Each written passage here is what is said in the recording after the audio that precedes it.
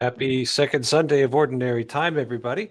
And I hope you all enjoyed that new intro. We are passing on the intense music, something a little more peaceful, maybe a little more on brand there.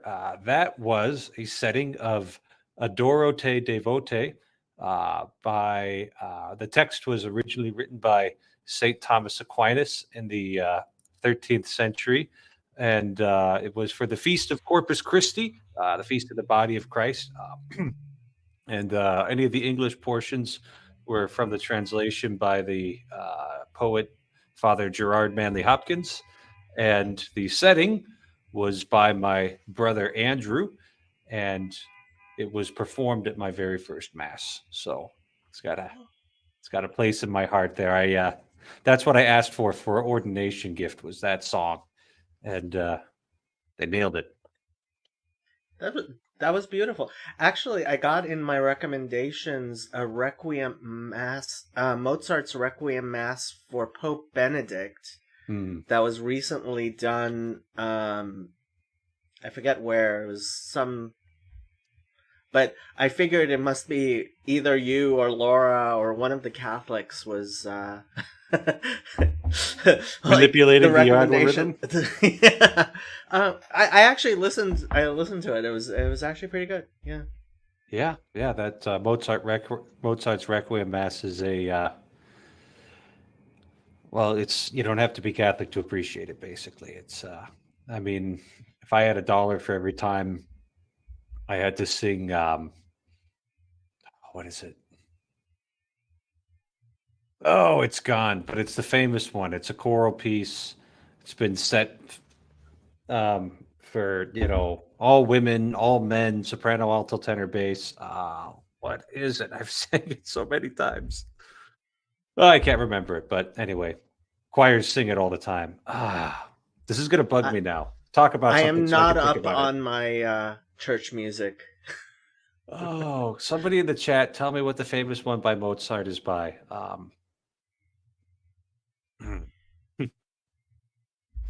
Anyway, how have you been, Jacob? Pretty good. Kind of busy. I'm trying to finally clear out this office and move. So, this is my last month in this office. And then you're going to be moving into another rented space? No, actually, so my new apartment is much larger than my old one. So I'm just Oh, gonna work have from my home. yeah, yeah. And so I started a master's degree, so I'm doing that and kind of winding down my insurance business. COVID really changed how people buy insurance. Hmm. Used to be most of my clients were people who wanted to just talk to somebody. They didn't want to do internet, they didn't want to do on the phone, they actually wanted to sit down and talk to somebody about their insurance. Hmm. And then with COVID, everybody was like, I don't want to actually sit down and talk to anybody. Hmm. Hmm. Yeah, I remember that. Yeah. Oh boy, let's not do that again. Yeah, so now you're moving on. Are you going to miss L- insurance? Lacrimosa, is that That's what's Latin going on? for tears or crying. Can't remember which. No, it's oh,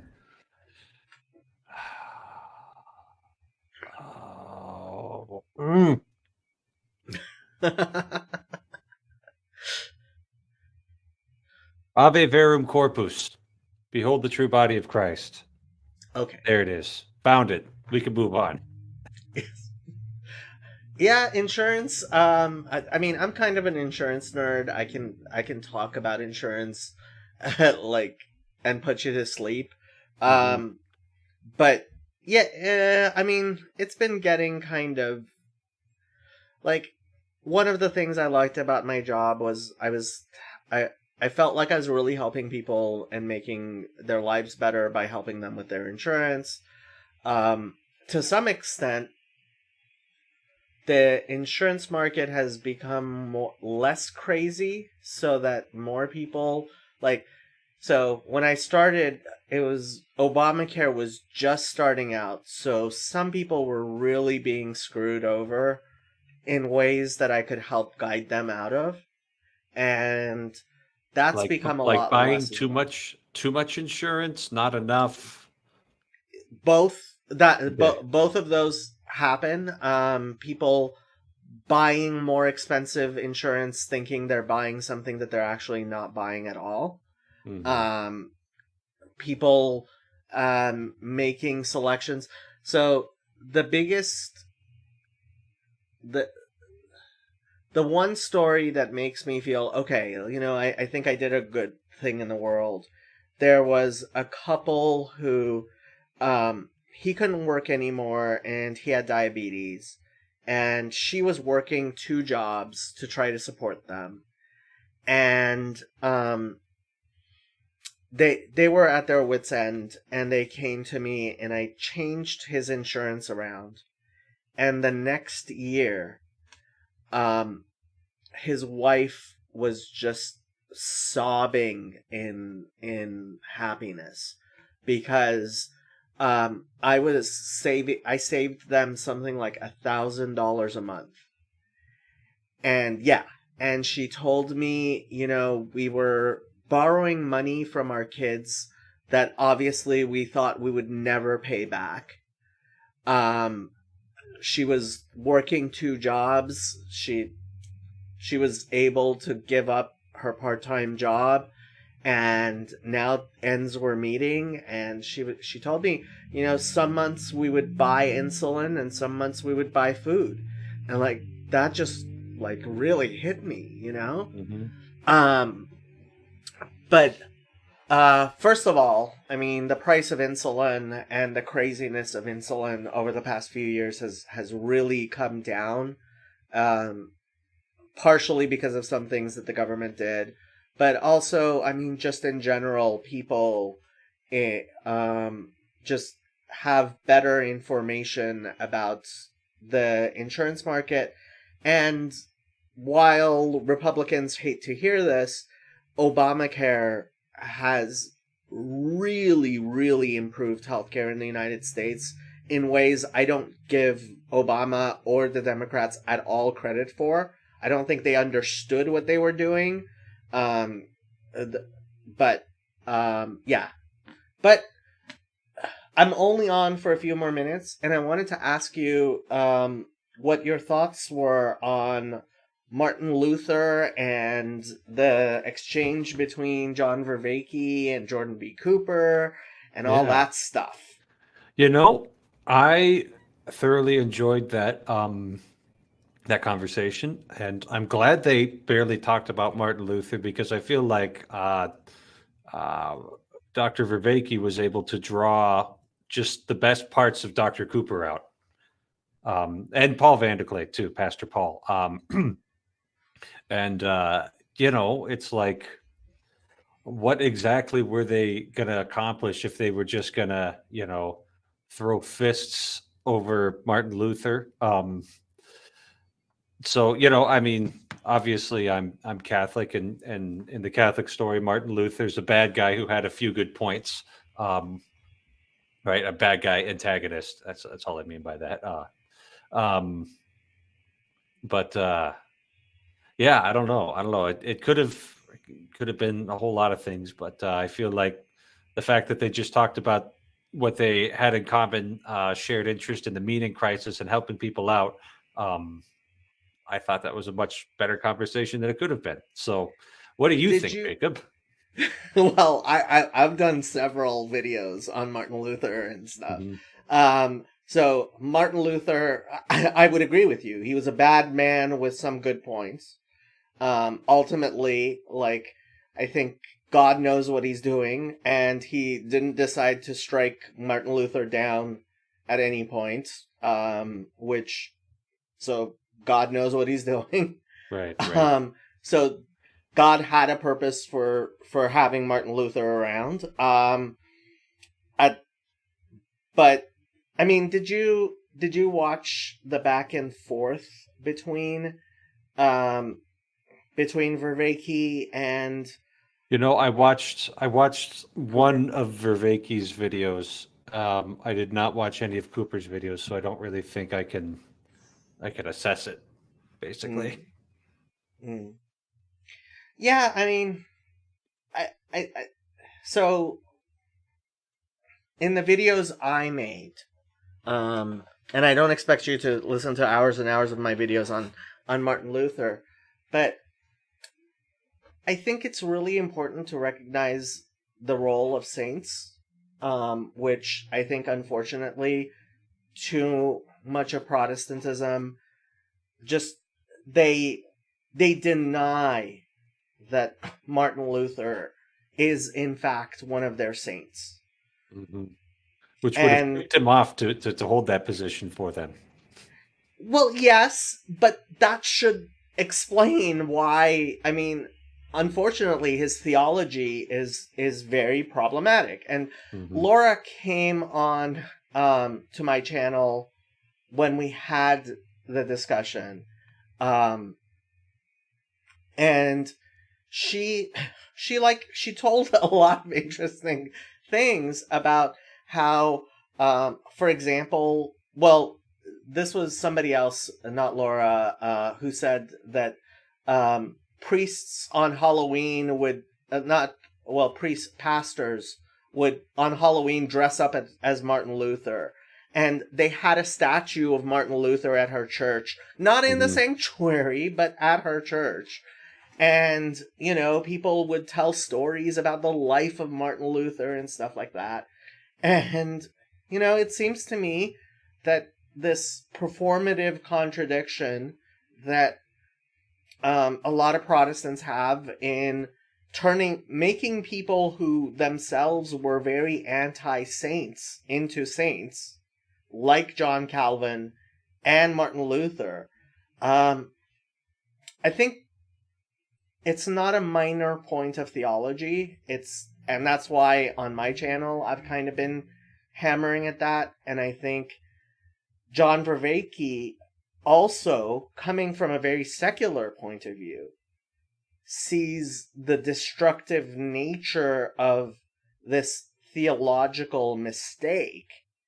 And so that's why he's engaging in this battle over Martin Luther, which I think very obviously doesn't want to engage in himself. But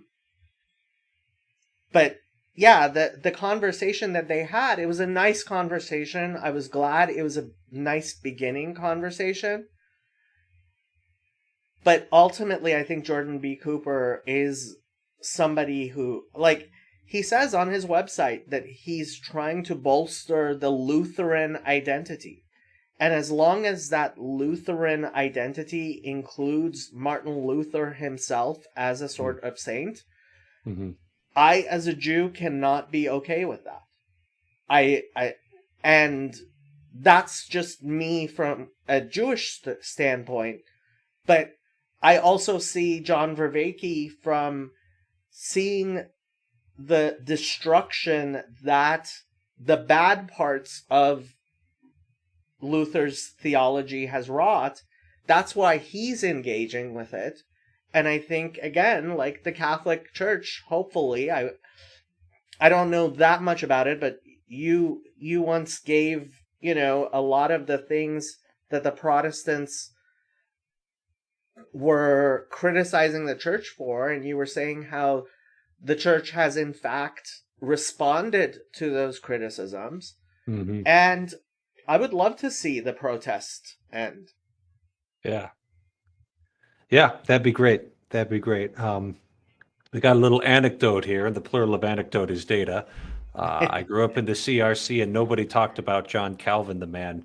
Um, and that's also my anecdotal observation of Reformed theologians is that anytime Calvin comes up, they're just talking about the institutes or catechisms or something like that.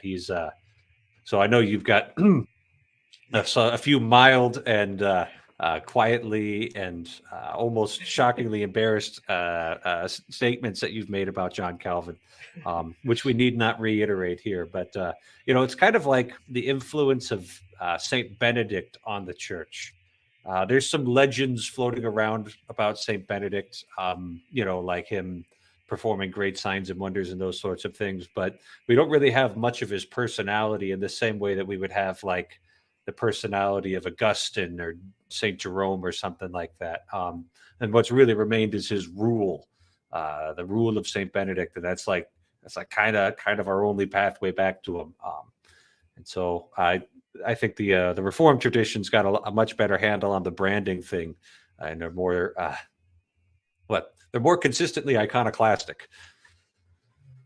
What are we? We're the Reformed tradition, Okay. They are, but I think at the same time, once you're calling yourself a Lutheran or a Calvinist, it creates a certain connection to everything that was that person's life. Mm-hmm. Which people defend the killing of Servetus because they are Calvinists, because that's one of their saints. And that's a normal thing for people to do. Calvinist Cadet Corps. That's a that's awesome. Calvinettes, yeah. Calvinist Cadet Corps, yeah. Did you get an? I only have a few more minutes, so I wanted to ask you. Did you get a chance to watch my discussion with Father Stephen DeYoung? Not the second one. I saw the first one. I mean, some of you guys got this stamina, Like Mark did a 7-hour stream the other day. Yeah. What is that? Like, I get that the bandwidth is infinite, but my back isn't. I did an 8-hour stream the day before. Oh man, I don't know. I get going 2 hours on this, and I'm like, time for bed. You also have a real job. Some of us are just loafers, unlike you. Yeah, well, my real job's going to keep me plenty busy the next week. I'm going on vacation. I'm going on vacation to visit a friend of the show here, and I've got to have a whole bunch of work done before I can go on that vacation. So, Okay. So I had to explain to my parents, like, no, this is an internet friend, but we've met in real life. Yeah, the first time I told my parents I was gonna go on a trip to meet some of the people off the internet, my mom literally said, "What if they kill you?" I'm like, Mom, I'm not worried about being murdered. Like, yeah. Well, my other older brother, not the one who wrote the song, he's been meeting in real life with his internet friends for about 10 years now. So now the only new thing is that I'm the one doing it and not Steve. So, and we're definitely a very different flavor of nerd than they are. So. Okay, so I thought your work mostly consisted of like sermons and ceremonies and things like that. But so what kind of work do you have to do to like be prepared to go on vacation? Yeah. So something that I do is I teach 2 sections of 7th grade religion. So that's 4:30 to 5:30, and then a 6 to 7 on Wednesday nights. So I have to be prepared to go on those. I have 2 boys whose parents I have to call tomorrow because it's just getting to be a little too much, and I need a little bit of support. And we'll see what happens with that. I about every other week during the school year, I go over to the local Catholic high school. And I'm changing it up this semester. Instead of seeing all the sophomores, I'm going to go with the seniors have a choice of like 3 electives, like a scripture elective, a sacred art elective, and a philosophy elective. So I'm going to talk to the scripture and philosophy classes this semester, which I think is going to work out great. It'll suit what I'm interested in doing better. And yeah, I think so. But it'll also be shorter days. So I have to be prepared for that. I'm preparing a few children who were never baptized for baptism. And so I've been meeting with them a few times, but they're good kids and they're coming to our program. So I think as long as mom keeps on taking them to church, they'll be on pretty good grounding. They're African immigrants, so things are a little more traditional at the house. And then next Saturday night, we are having the Holy Cross Hoedown. It's a dance for families. And I have been put in charge of DJing this. And I want to note in the middle there. YMCA? Yeah, nobody really knows what that means anymore, so we can get away with it.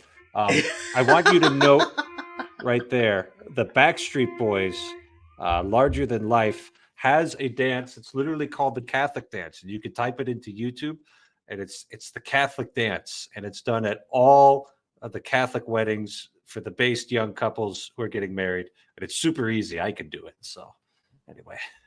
The Catholic dance? And it has nothing whatsoever. There's like no signs of the crosses, no references to the Blessed Virgin Mary or the Pope or anything. But it's the Catholic dance. And I'm here for it. It's a line dance set to the Backstreet Boys. Okay. So anyway, we're going to do that. I'm expecting that there's going to be a lot of parents there. We're going to bring their children, and this is going to be a run around and get some energy out of them kind of event. Okay. And that's the kind of support that the church needs to be providing to families. So you're including the hokey pokey then? Oh yeah, we got the chicken dance, the bunny hop, the hokey pokey, cha-cha slide, which I think would sound pretty adult to your average 8-year-old. Oh wow, this is like an adult song. Not that it's just it's a little less silly. It's a little more cool. At least that's what I thought around that age. So I am just imagining a synagogue having something like that. And yeah, I cannot imagine an Orthodox synagogue having anything like that. But partially because first of all, Orthodox, in Orthodox Judaism, mixed dancing is completely forbidden. Yeah, so, yeah. But don't you have that day where you all get hammered? Yes, on the Feast of Purim, which is coming up. It is considered a requirement of Jewish law to drink more than you normally would. Yes. Oh, so we're not so different after all, I guess.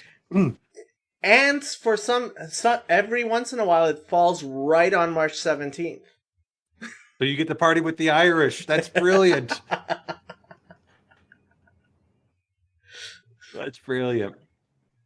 Well, you got another conversation you got scheduled? Yes, I am going on somebody's podcast at 6. So in 2 minutes, I'm leaving. All righty.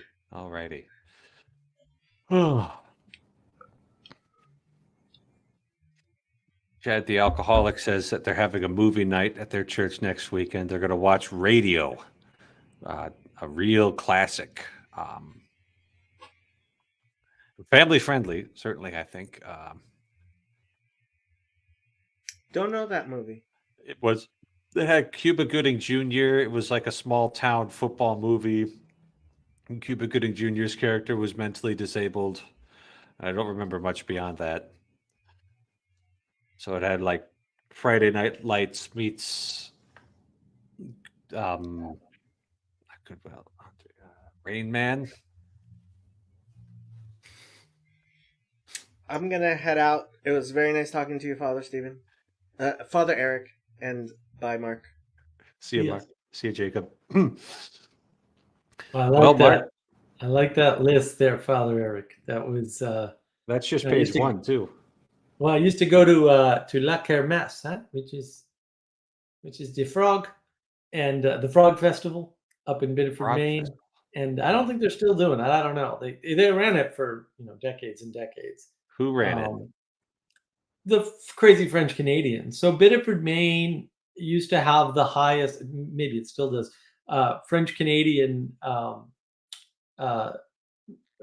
ratio of any place in North America outside of Canada, basically, right? So basically all the French Canadians lived in Biddeford, Maine, for whatever reason, which is south of Saco. So those are the Twin Cities. They're on either side of the Saco River, right? Mm-hmm.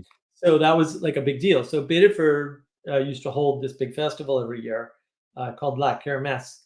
They'd play all those songs. And we had this band called C'est Si Bon.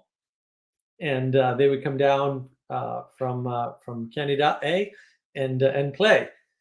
And they would play stuff like that. They play a bunch of other French music in the Frenchy language that I don't understand. Well, what we're gonna have at the Holy Cross Hoedown is we're gonna have, and we need to add to this list definitely.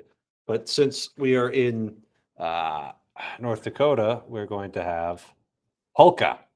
And there's actually going to be an expert dancer, not me, because I was not built for grace, except for the supernatural kind. I was gonna say, uncomfortable position to be in as a priest. I was not built for natural, but supernatural grace. And so they're going to teach the kids how to polka. And like I get that the Orthodox Jews, they don't have men and women mingling like that, but you go to your average high school dance and it's just not an edifying spectacle. And we would be in better shape if we taught them how to polka and swing dance. So we'll get them young. You go to Catholic college campuses, the campus ministry, the dances they put on. They learn how to dance properly. They're able to relate to each other as men and women rather than I don't want to contemplate the motive being that constitutes grinding, but yeah. So animals, I think. I suppose, animalistic. Yeah. Yeah. No, I like it. I like the participation because that was one of the things I liked about the festival. We'd have all the carnival stuff going, and carnival rides would come in, and we'd have usually multiple tents. The big tent would have C'est Si Bon, and then some other groups would play at various times, and we'd just sit and listen to the folk music. And one year they had John Cafferty and the Beaver Brown Band, and I saw them, and I was like, "This is the best!" It's like, forget about these large concerts. It was a small tent, relatively speaking, and they just played their hearts out, and it was awesome. Had a really good time. So yeah, they ran that for years and years and years, and that was great. I mean, because it was very very French Canadian, and your fried dough and your cotton candy and your that's how I got the dragon. Right? The dragon comes from La Kermesse, from which one I don't know, but that's how I got that. Let's take a look at that dragon. How do I get you to be big? That I have not figured that out. As near as I can tell, it's magic. You have to click on me and then click on that thing. I don't know. There you are. There's the dragon. Yeah, there's the dragon there in the corner. So you can see it now. He's not just La talking. Kermesse dragon, right from the French Festival, eh? Yeah. But this was a frog-legged themed festival. Yeah. You get little frog badges. I have them somewhere. If my office hadn't been totally ripped apart and needing to be cleaned real soon now, because I got the office doesn't need to be cleaned. The office needs to be repopulated. Yes. All the stuff that should be in the office still is, in the other room, unfortunately. So I have to fix that. Okay, I think you should very soon. Yeah, I'm running out of time, so I have to, but I put the bookcase in, so now the books are here instead of in the living room. Books. Burn the books. Burn the books. They're on a wooden bookshelf, so you can just light them up easy. That's why bookshelves should be wooden. Yeah. But these are books that you apparently like. Some of them I haven't read them all, but most of them I have. Yeah, some of them are reference books. Some of them I just got for Christmas. Yeah. And this is like, that's nothing. And I know it's not full because it had all the media on it, but the media is going to stay in the living room, obviously. I'm not gonna put it in here. And then there's the barrister bookcases in the shed. So I think with any luck, I'm going to get motivated and have enough energy to do some physical labor and get at least the barrister bookcases out of the shed and into the living room coming up soon here, so that I'm prepared. Because then I'll have an actual living room again. That would be nice. Because I haven't had a living room since I moved here. So I even thought I should get a coffee table, but I'm still up in the air on that because I don't know. Seems like a lot of work. You don't drink coffee, obviously. I don't drink coffee. What do I need a coffee table for? Oh, I want you to consider this is having 3 Far Side anthologies sitting on that coffee table. I think that would make it more appealing. I have a coffee table book that was made for me by my friend from our Hawaii vacation. Oh. So I'm kind of like, I need a coffee table for this. And I've got a couple of coffee table books, actually. So I'm like, I need a coffee table for this purpose. And, right now I've just got like crates, and I just put stuff on crates and stools. And it's just me. So it's fine. Bachelor life. Oh yeah, it's fantastic. So yeah, I am thinking about that. But yeah, I did this great stream, right? 7 hours. Had a lot of lent agency from my participants. I think that's part of it. Is I can't go on for 7 hours straight. Okay. I'm glad to hear that. Actually, I'm genuinely glad to hear that. Everyone's like, "We don't believe you, Mark. We've heard you go on before." But actually, I can't do anything like that. So yeah, it was good because we touched on so many different concepts and talked about so many different cool things. And we had so much input and so many different perspectives, and everybody was there for the common ideal, right, of talking about things that were important to them. It only got contentious for a little while there, and then we straightened that out. So yeah, it was really good, and it's been very generative, and I was very grateful that we had that kind of interaction, especially around the sorts of stuff that's been swirling around, right? And yeah, a lot of stuff got brought up in there. It was really good. So I'm pretty excited. It's also gotten a heck of a lot of views. So it's got like 349 views on Jacob's channel, and then an additional 150 on mine. So we're not doing bad at all on Best that. one's doing numbers. Yeah. Got to put your Mad Men suit on. I know. Well, that one and my my last Jordan Peterson video, I'm at like 932 views, and I didn't see that coming at all. I was like, what? How is this possible? This because it just blew away my Sam Harris video. But now I'm thinking the Sam Harris video might take off again because Sam Harris recently, doubled down on the dead children thing, which, everyone's defending him. And I'm like, I keep telling him, do not defend this guy because he's going to let you down again. And he did. I mean, the things I don't know if you saw the clip of what he said, but I try to avoid Mr. Harris. Oh, but it's so, it's sad to watch. And it's sad. I feel bad for all the people who ever believed in him because I knew from day one that this was going to happen. I didn't know how long it was going to take. It took a lot longer than I thought possible, of course. But now he's there. And I told everybody, he's done. He's done. Brett Weinstein, too, by the way, he's done. He'll make the same mistake again with conspiracy theories. He'll double down, just like Harris did, because they're all of the same type. You know who's not going down? Peterson. Peterson is still not going down. So I'm just saying, those are my predictions. You can watch them come true. Well, actually there, Mark, if you actually study the evolutionary landscape of a conspiracy theory, you can find that a conspiracy theory actually finds a very specific niche which allows those genes to push themselves into the future. It's amazing too. Well, the other thing he was saying is, vaccines help stop spread, and I'm like, that's some vaccines. They have never done that. Zero vaccines. Zero. It's never happened. The reason why people think it's happened is because there is a correlation between the prevalence of something like tuberculosis and the presence of a vaccine in a population. But that's not because the vaccine stops the spread. That's not what's happening, right? So the spread, actually, with or without a vaccination for, say, tuberculosis, is equal, actually. The thing that's not equal is the virulence, because what happens is the vaccine prevents the disease from being more virulent. That's actually how it works.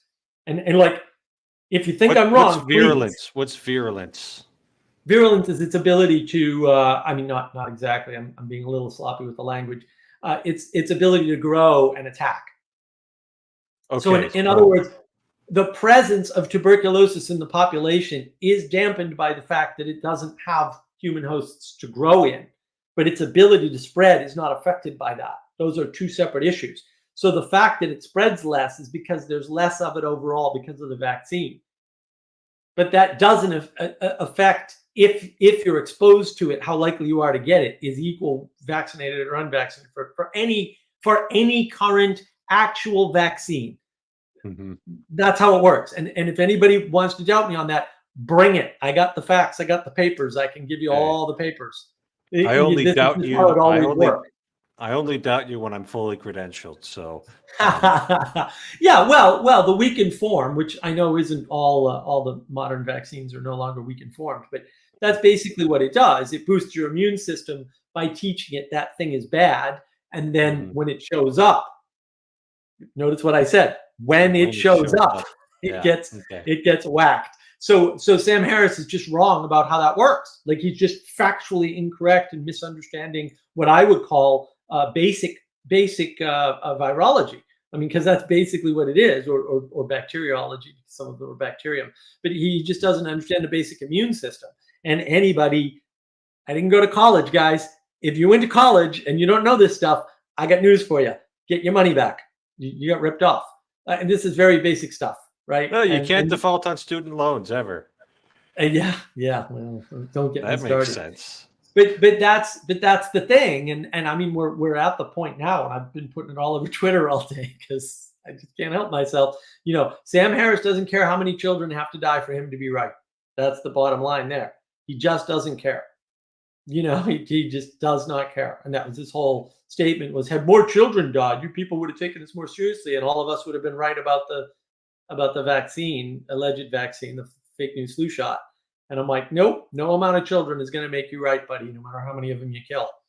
And it's very sad to be in that position, but like, we're in that. And the thing is too, again, people are defending him. And I'm like, don't defend this guy. He's not a good person. Don't defend people who aren't good. Defend good behavior. Call out good behavior. You know, so it's one of the things. Have you seen the Daily Wire Exodus series with Peterson? I have not. I just have a limited bandwidth through which internet content could come through on, and it's just not that high. I'm pretty sure I'd like it. I'm just not going to pay for Daily Wire Plus, and I won't pirate it. That's fair. Well, look, I mean, one of the amazing things in that conversation, it's one of the things that I think is missing in general, but particularly with poor Jordan Peterson, when they're in the middle of talking about this stuff, breakthroughs are being had around the table live in real time in their little 2 hour.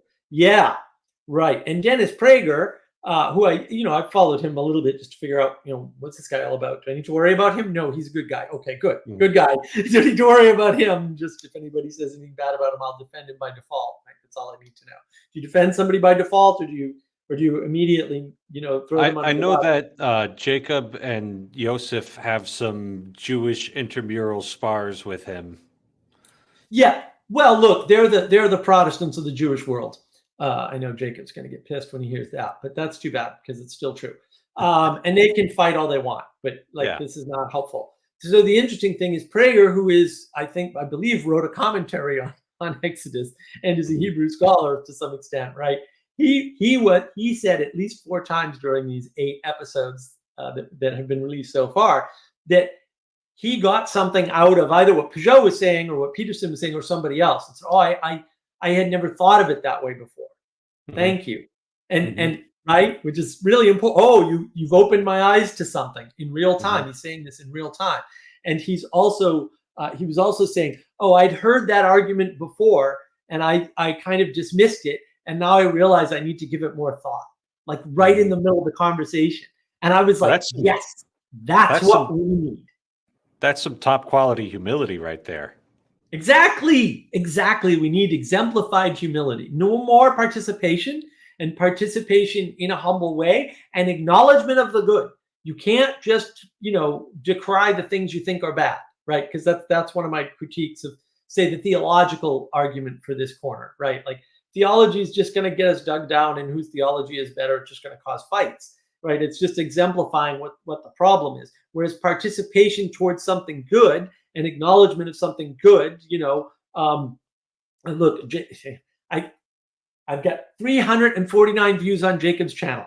Okay, my 7-hour live stream means much less without his channel, right? And so what he's doing in that aspect is good, and I try to acknowledge that whenever I can, and I'm very grateful that he's doing it and that he's allowed me to do what I'm doing using his resources to some extent. I'm very grateful for that, because I think it's important to get the people in that I had in. There was Teo was there, Elizabeth was there, right? Bruce was there. I love Bruce. I have a chat with him on my channel anyway. Ethan popped in for a while. Sally Joe was there, right? So and Jesse, I've wanted to talk to Jesse for a while. That's actually why I picked the Friday night, because he asked on my channel if I could do one when he was up, and I was like, well, when is that? Maybe I can, and then I made it happen, right? So, and I'm grateful for all of them, because they were able to give me the energy to go 7 hours. Which, had you told me I could do 7-hour stream, even a few days ago, I would have said, there's no way I have enough energy.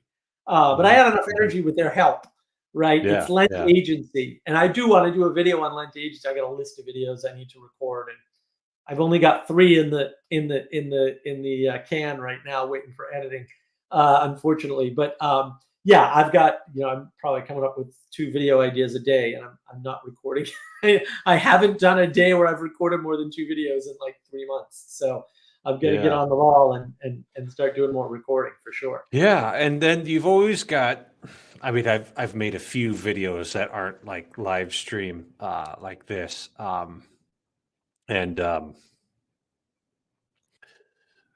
you always have this trade-off between making them quick and getting the basic ideas down, or doing that video essay style with the really, the really clear writing, and then you could put some really slick visuals on it. I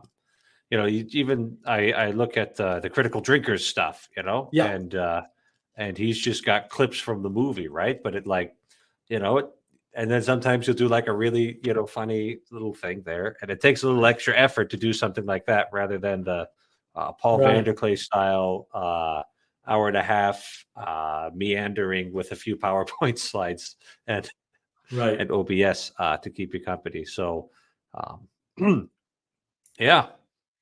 it's very, very different stuff, and I'm all, completely unscripted, right? I have notes. I do almost always read from my notes, but I'm unscripted.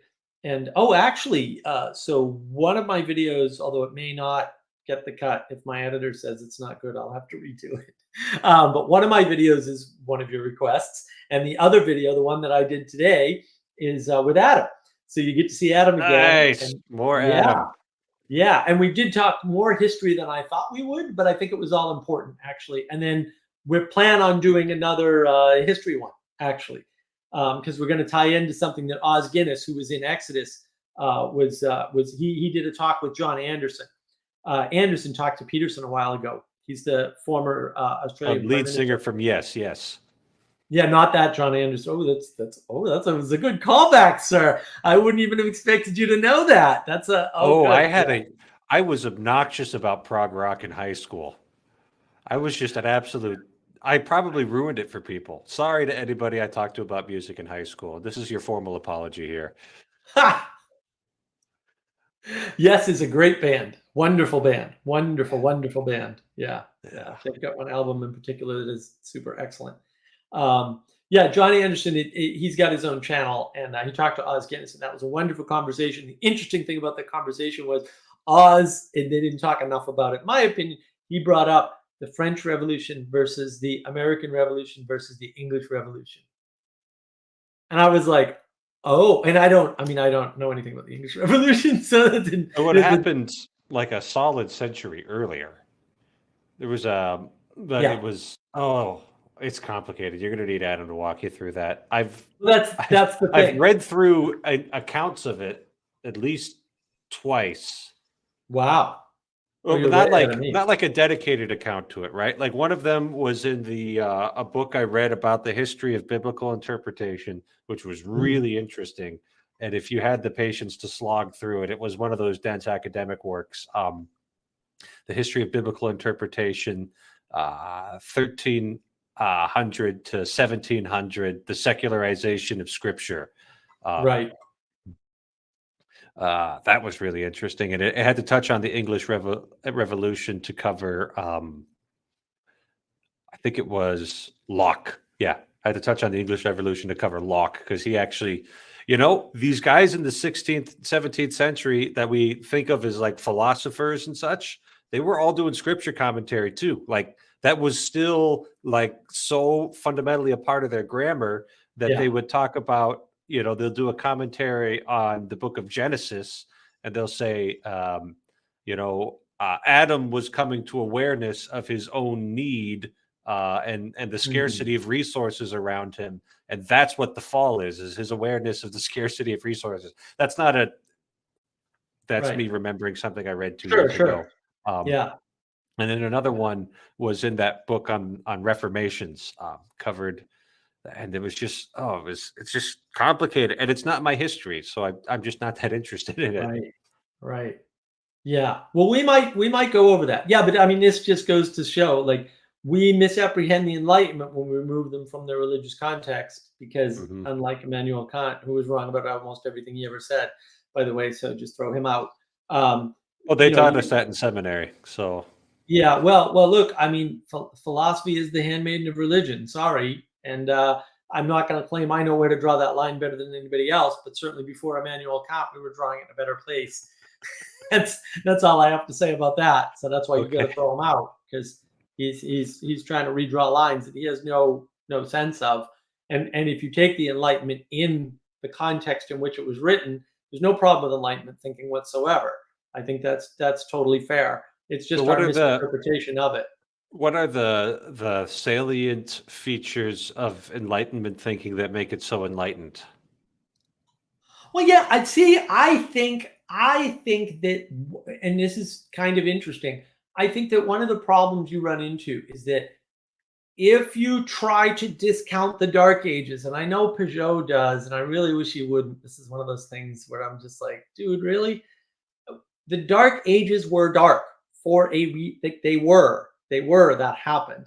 It's not to say that things were as bad as people make them out to be. Those people weren't stupid. That knowledge wasn't gone from the world, but a lot of that knowledge was useless. So even if you found the formula for concrete in the Middle Ages, they wouldn't have used it. They didn't have things big enough to need concrete, really, like actually. So it didn't matter.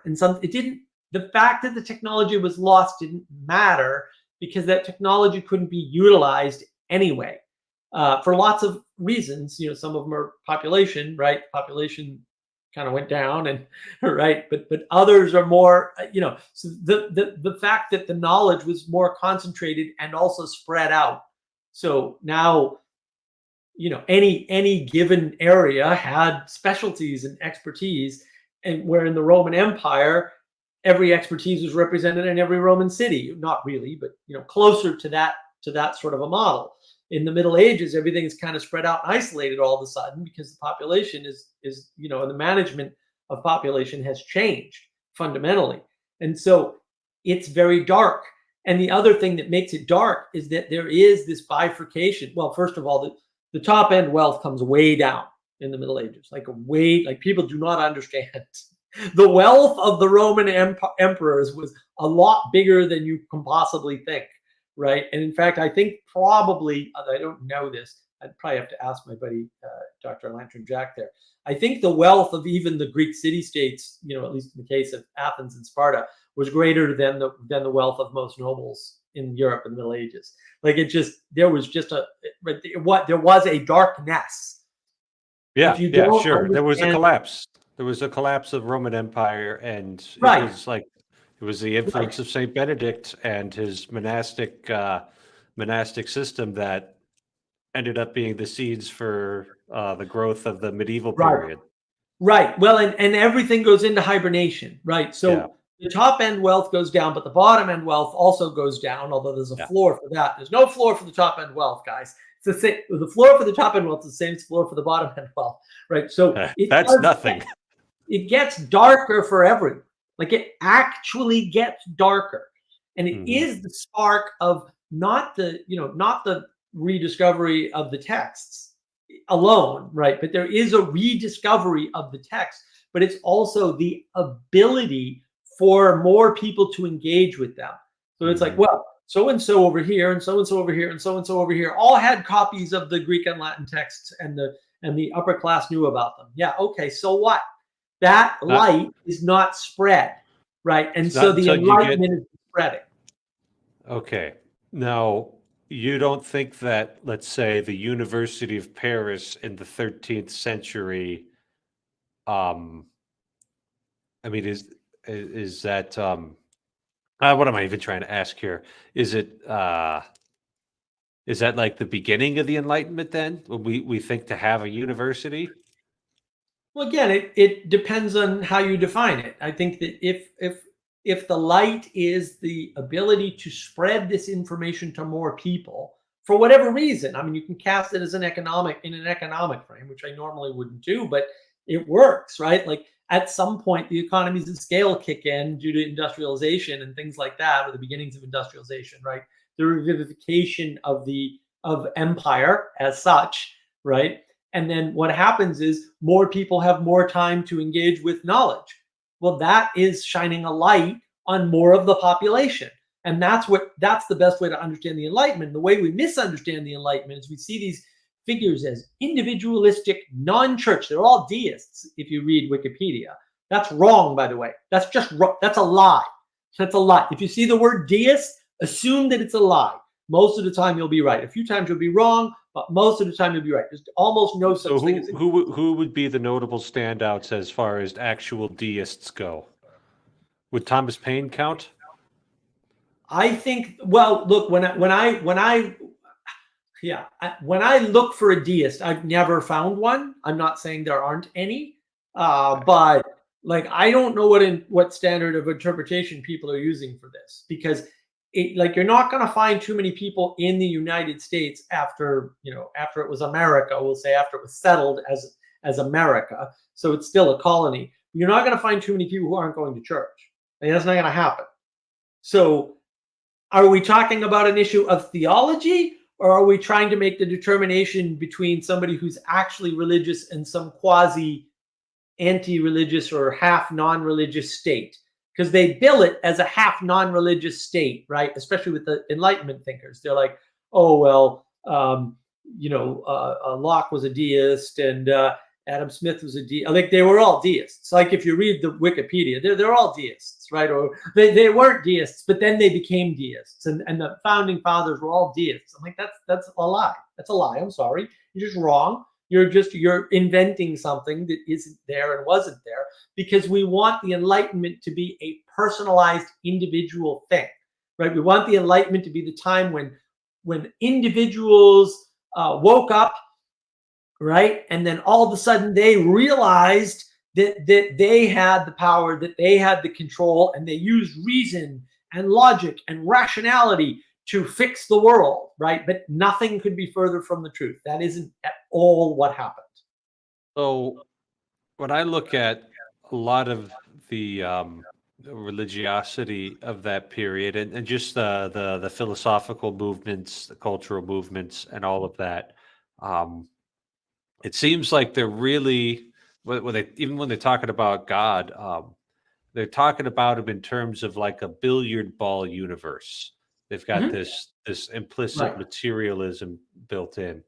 And so when, let's say you're a young man at a Catholic seminary in a philosophy class and somebody is labeled a deist, That's not. I mean, I don't know. Maybe we look at what you're thinking is an individualistic, materialistic project, and we kind of use that as a marker of be careful around this one.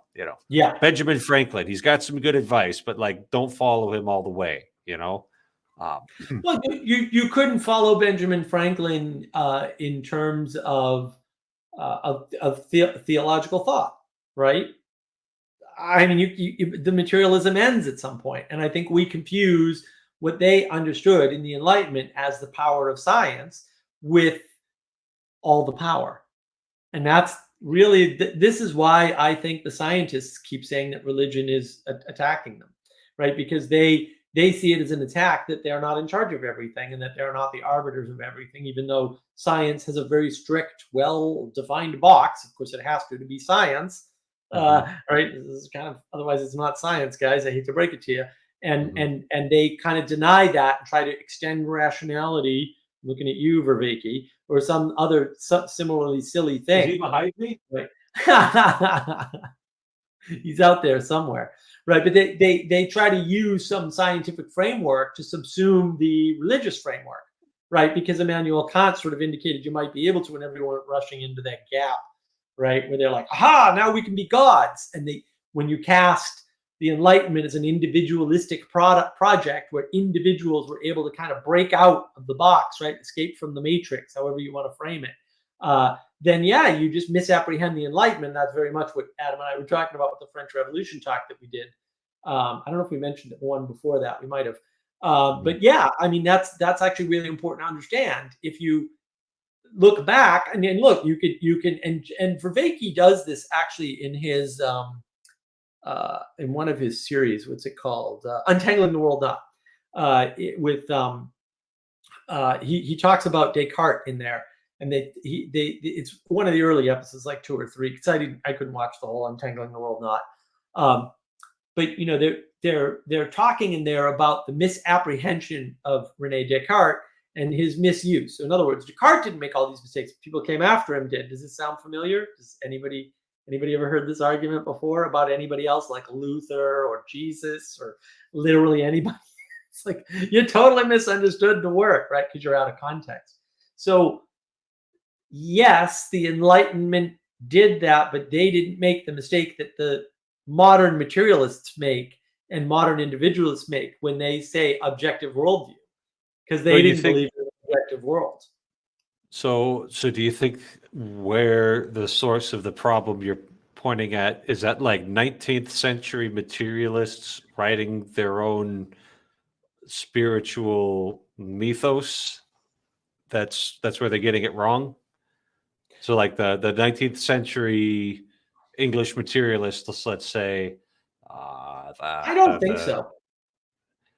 No. So who's the ones who's misapprehending the Enlightenment? Well, I mean, I think it's relatively recent.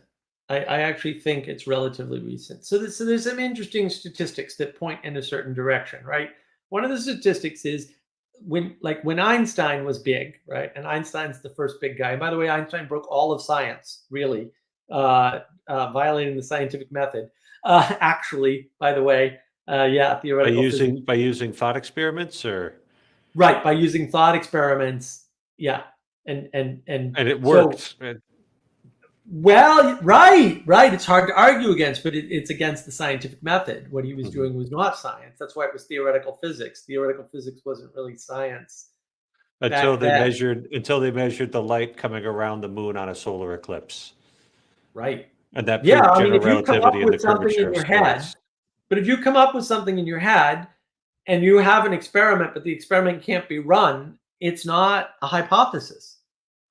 Right. So there was no theory of relativity back then, right? Because it has to start as a hypothesis. Brett Weinstein actually goes into this, or at least he used to, and he's right about that, right? Like first it's an idea, then it's testable, now it's a hypothesis, and then when it has competing hypotheses, or maybe not, if it's the only hypothesis, maybe it's a theory, and that's how it works. There's a hierarchy in science, right? But when Einstein was around, right, he believed in God, right? God does not play dice with the universe. Interesting. right? He was of the 80% of theoretical physicists, mathematicians, and scientists, which matched the 80% of the population that was religious. Now in science, do we have a match between what percentage of the population in general is religious and what percentage of the people in science are religious? No, we don't. It's okay. So it's not just the humanities then. No, by no means. No, by no Okay. means. It's not. There's a bigger, deeper, more interesting problem there. I don't know. Did you see my 3.5-hour live stream with Manuel and Teo? You usually do them on Fridays, right? No, Fridays? that was a pop-up live stream because we were on the Discord talking to Teo and he wanted to talk more, and we were like, let's do this as a live stream, and it's actually quite good, by the way. But this is it's on the meaning crisis. Give me the Reader's Digest version. Well, it's the meaning crisis versus the faith crisis, right? And so one of the reasons why I wanted to know if you watched Exodus, in particular episode 8, which is the last episode of the first set, I guess, because they're going to do more apparently. Pageau stops Oz Guinness at one point and says, "I want to defend Jordan here," talking about Peterson, and Peterson's sitting right next to him, by the way.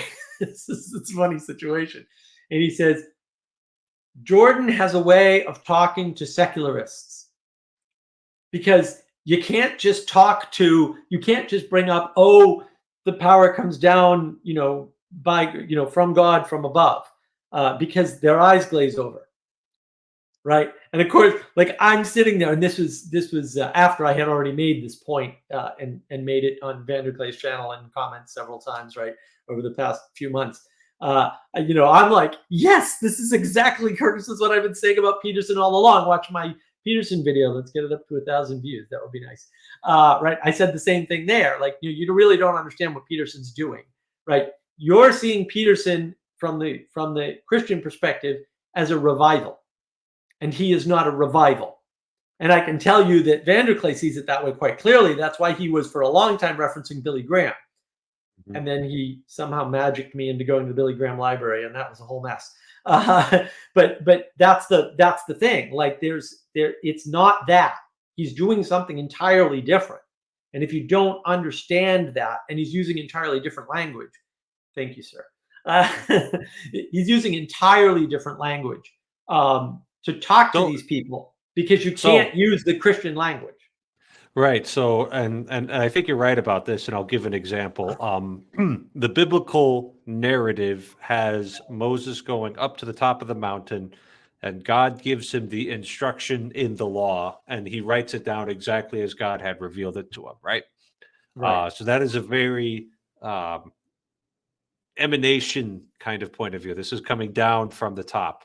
Right. Dr. Peterson talks about Moses sitting around judging all of these cases individually and over hundreds of cases, discerning the unchanging ethical principles that are law. That is an emanation type of theory there. Emergent. Emergent. Thank you. They both start with the letter E, and that's, I know, it's annoying. Yeah, it is annoying. Stupid Neoplatonists that don't actually exist. Yes, agreed. So what you're saying is that and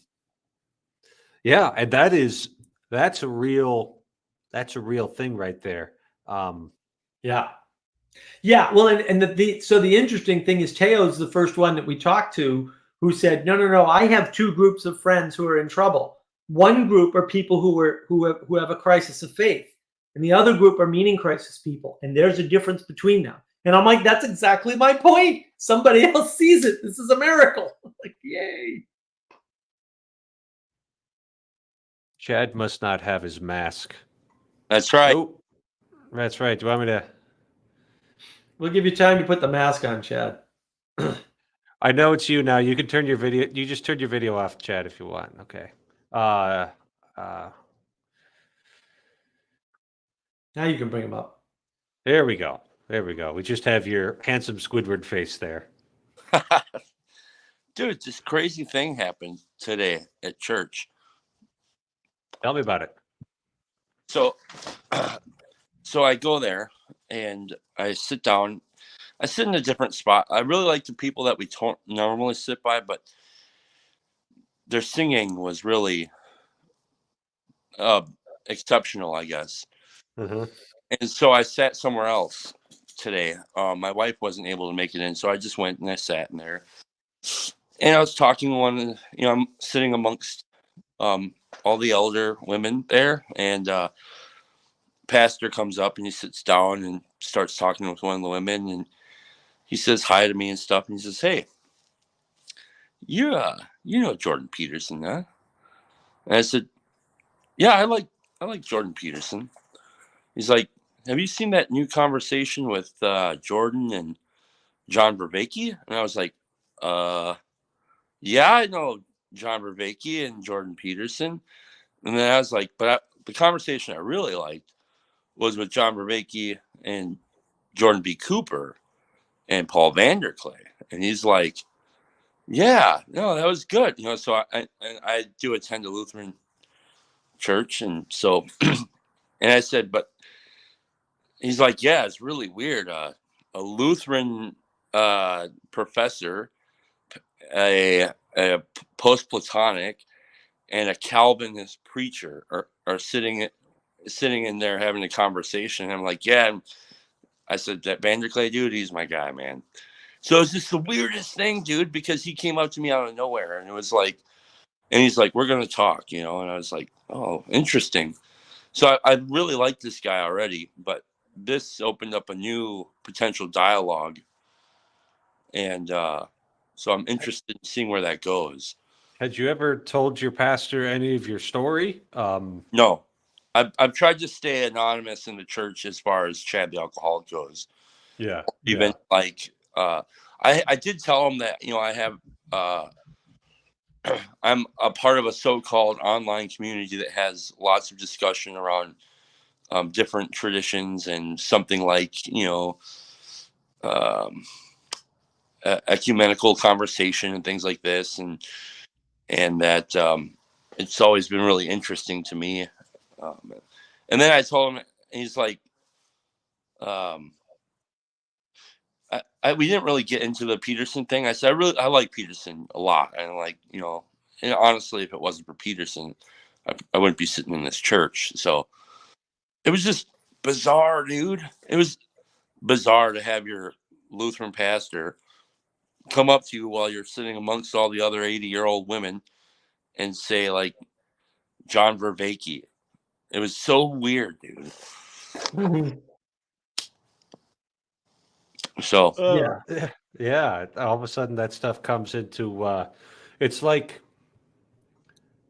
I remember the first time my two grandmothers met. My two living grandmothers. But it wasn't the first time they met. The first time I saw them right. saw them meet. And it was just like this was a super exciting moment because I love Grandma Shirley. She lived with us in South Carolina, and I love Grandma Rita. We would go to her house in Minnesota, and now Grandma Rita was down for my first communion, and they were together, and it was like, oh my gosh, this is like Marvel versus DC. But it's a little different when it's not family, so it's probably a little more shocking to have that your church world all of a sudden comes in contact with your internet world. Well, it's helpful because I've wanted to break the ice with them. I just didn't know how, and I didn't want to.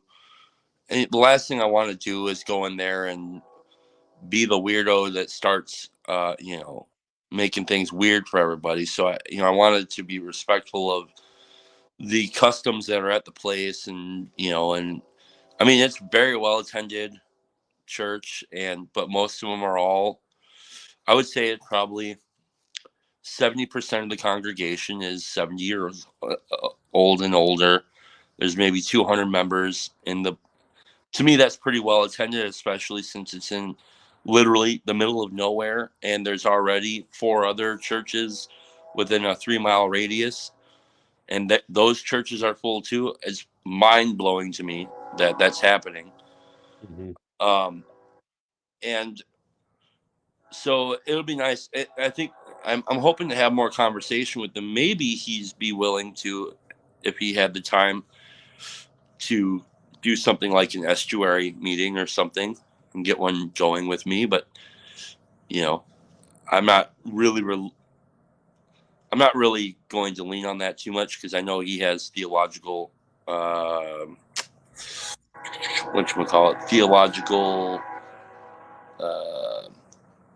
commitments to uphold probably and stuff. But I think he was honestly Episcopalian before, and he ended up converting to Lutheran. But we've had some conversation about Orthodox too. I think it's weird. It's interesting to me. But yeah, we'll see, man. What happens? It's just really cool to. He seemed really open to it. Yeah, that is No, cool. that is great. But I've been seeing this convergence for a while. Like I've said this before. There's a clubhouse room on ontology, usually on Friday nights, which I've missed 2 weeks in a row to do live streams. But they were starting to get into Vervaeke's work too, because all this stuff is coming together, right? There's all this hunger for wisdom and meaning and intimacy, right? And so that's all sort of gathering, and then all these people are coming at it from different angles. But I can see they're all converging, and a lot of people are discovering that work. Because in a monotheistic or Neoplatonic system, everything that rises must converge. Yeah. Interesting. Right. Because you're only going towards one point. Right. And so, so are we in some strange way a little ahead of the curve? Because absolutely, here for a few years already. We're way ahead of the curve. The normies will catch up quick. I think that's part of when people argue that Peterson's doing a bad thing or whatever. I'm like, no, he's pissed you off because he's not on your platform exclusively anymore. But he's actually reaching more people now that he's on Daily Wire, because they operate more like old media and an old radio show. Well, not only that, but just the kind of the drama that's going around him is going to draw a lot of attention. Yep. Oh yeah. And he's a lot get of the Rod Dreher crowd on this, the censorship, silencing. It's got a bit of a Soviet kicker to it. It's like a rehabilitation program, which is just absolute doublespeak. Yeah. He knows which fights to pick. Yeah. Not always. He's Right. found a good fight.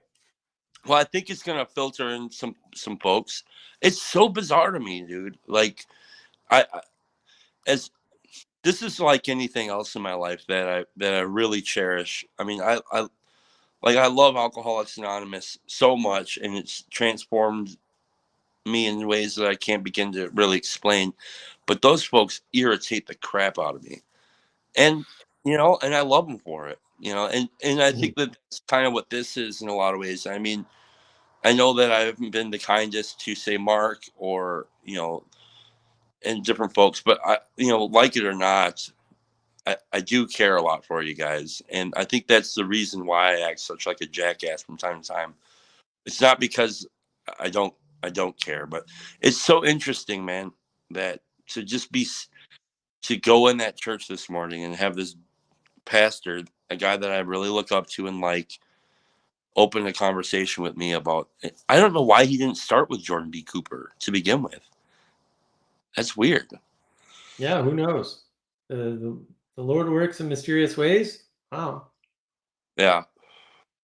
So anyways, I wanted to share that with you real quick. Yeah, thanks for sharing. That's really interesting. I did manage to get meet a few people from BOM on in real life just after Christmas. So that was fun. Shout outs to Ryan and Travis. And so I have, met a few people in my area that real live people, not internet people, but real people who are into this. And then I found out that one of my our parish secretary, her grandson, listened to Jordan Peterson in middle school. So like, this kid's going to be something else, man. I think he's a senior in high school this year. I should ask him about it next time I see him. Hilarious. Well, I'm going to get on that, writing that letter to you this week. I didn't take the time but I'm going to write to you. So that's going to be another in the real world action I can take. I will be. My wife and I are going to meet Laura and her family this week on Friday. So that'll be cool. Alrighty, that does sound like fun. Yeah. That's great. Alrighty, take care, Chad. Yep. Toodles. All Good right. chat. Ah, It's all about participation, Father Eric. That's what we're on about. How do you get people to participate, and what do you get them to participate in? That way, they get out of the thinky talky, conversation-y thing, right? And that's that would be one of my criticisms of Estuary, if I had any, would be it's thinky talky, and it's thinky talky personal. Maybe not, but it's still thinky talky.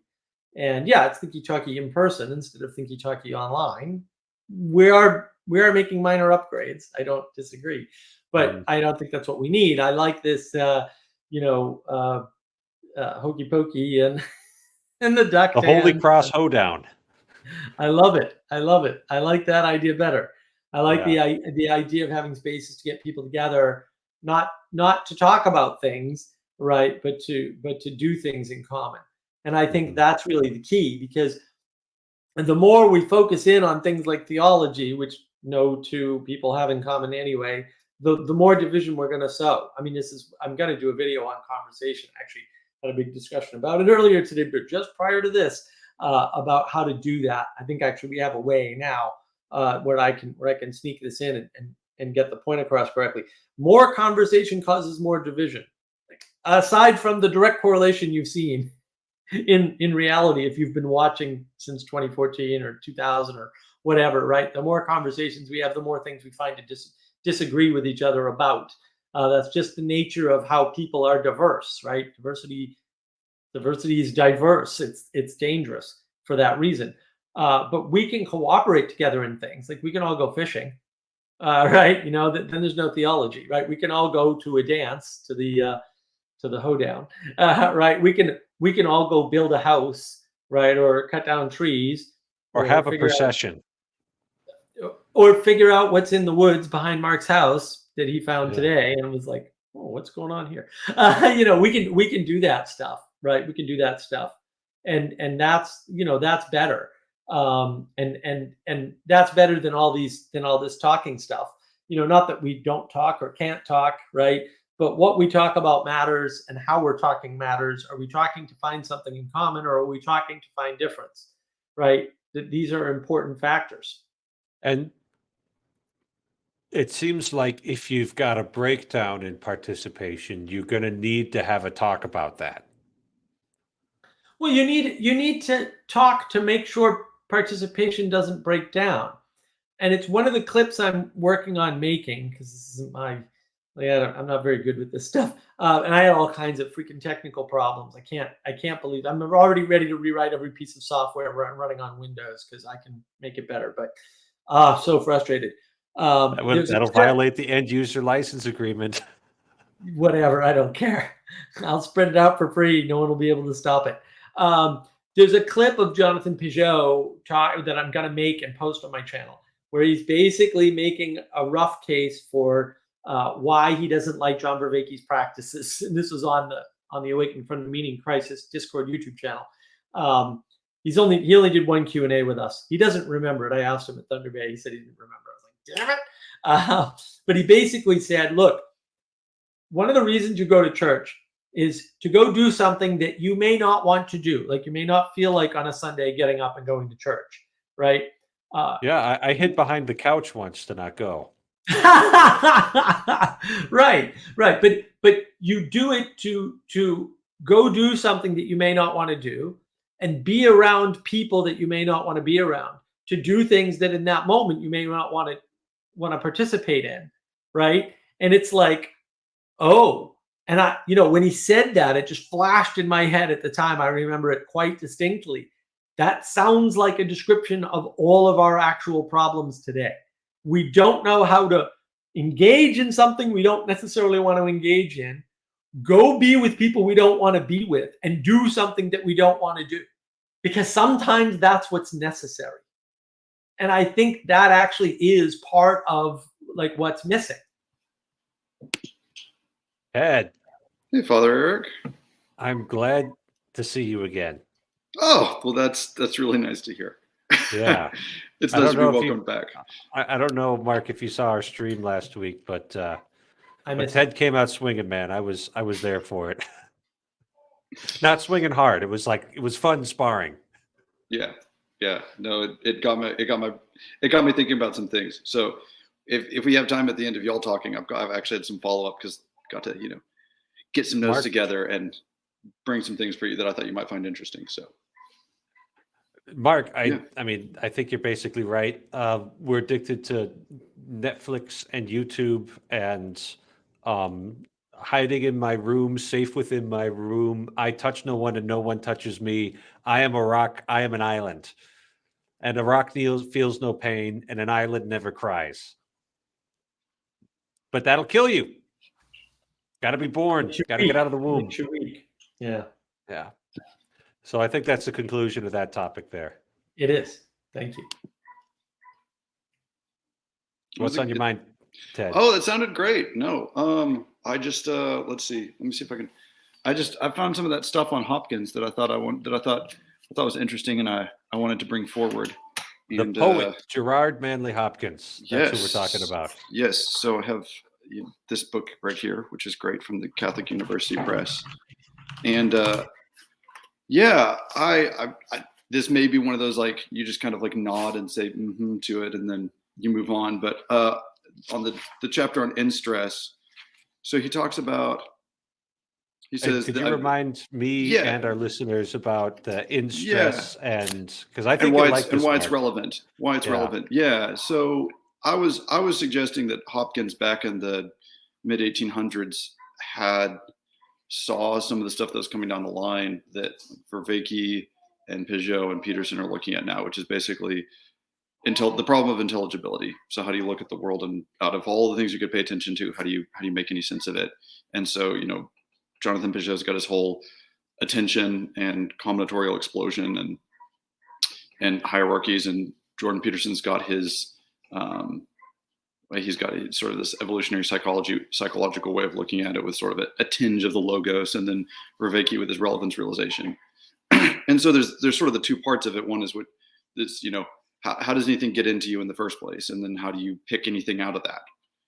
And so Hopkins, pulling from, I think, Parmenides and then John Duns Scotius, which is interesting when you think about, one of the things I was reflecting on is I think Scotius is like an early nominalist. And so he's sort of seen as antithetical to this whole process of trying to, come to some kind of holistic way of understanding the world. But Hopkins comes up in his right, he never laid this stuff out other than journals and some private letters to friends, but he talks about inscape and in stress, which are, he loved to make up words. And so that's part of the problem with Hopkins. But inscape is, here's inscape is being is recognized. So it's basically all the multiplicity of a thing or an idea or an object or a person. And it has, I think he's basically playing on like a landscape. It's the interior landscape of a thing is all the possible perception. And you have in stress, which is probably a more opaque term. And I think, Father Eric, this is kind of where you and I were trying to figure out what's going on. So this is how Ward writes about it. And she has lots of notes in here and, discussion on what other thinkers have thought about it. But I mean, I really buy what she has to say. So she says, she quotes Hopkins and says, "But indeed, I've often felt that when I've been in this mood and felt the depth of an in-stress, or how fast the inscape holds a thing, that nothing is so pregnant and straightforward to the truth as simple yes and is." And so then she says, inscape is being is recognized. In-stress is being as its intelligibility is upheld by the affirmation of the observer, the yes that accompanies the is. So here's why I think that's relevant, because and I'd be interested what you all think. I don't, stepping back from the idea of faith as the theological, one of the three theological virtues, and sort of more as like a basic epistemological tool, it seems like Hopkins is saying that in order to engage with the world intelligibly, there's a necessary act of the will. So it's not just an act of the intellect, it's also an act of the will, which seems to me to basically be sort of bedrock epistemological faith. Would you buy that? Yes, that's really good. I'm making a connection to a piece from Thomas Aquinas who talks about the three acts of the intellect, and I'm going to see if I can remember them. The first act, I can't remember the name of it, but it's basically you come up with the form or the concept. You name a form with a concept, and then the second act is judgment. When you reflect upon it, say, is it so? And it's like it's an act of the intellect, but I think that one also draws in the will to finally, to cease the deliberating and say, yes, this is the judgment. And the third act is argument. When you start charging things, that's less relevant. So if I'm getting Aquinas there right, there's at least a tenuous connection there, possibly. Yeah, and is that? I've been trying to trace this stuff out for years, and it's really interesting to kind of come on these guys and see that they've been on a little bit of a parallel track. Obviously, they've done a lot more work than I have, but that there's this sort of, at least in like the sort of the 1800s modernist view of this sort of passive reception of reality, which are you familiar with Saving the Appearances by Owen Barfield by any chance? Oh, fascinating. Okay. It's a slippery book. It's not one that I'm just like, oh yeah, go and read it. It's great. But so if you're familiar with Barfield at all, he was in the Inklings. So he was friends with Lewis, Tolkien, Williams, and that crew. But he was an anthroposophist. So there you go. He was a devout follower of Steiner, and but he wrote this book that is just absolutely fascinating, where he traces sort of the history of perception. Which again, it's funny. I found this stuff back in like 2013, 2014, and then it was like, wow, this is really cool. I'd never thought about this.